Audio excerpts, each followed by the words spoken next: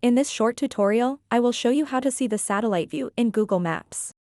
Satellite view allows you to see high-resolution aerial imagery of locations around the world.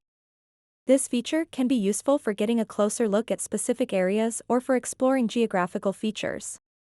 To get started, open up the Google Maps app and then tap on this button over here. Now it will show you these options.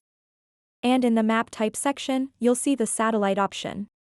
To see the satellite view in Google Maps, simply tap and select Satellite. Now you can zoom in and out to explore the area in satellite mode.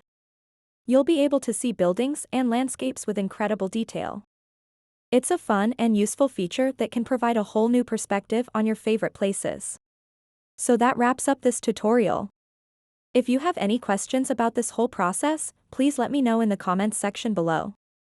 And if this video helped you out, please give it a big thumbs up and subscribe to this channel for more tutorial videos like this one. Thank you so much for watching and have a good day.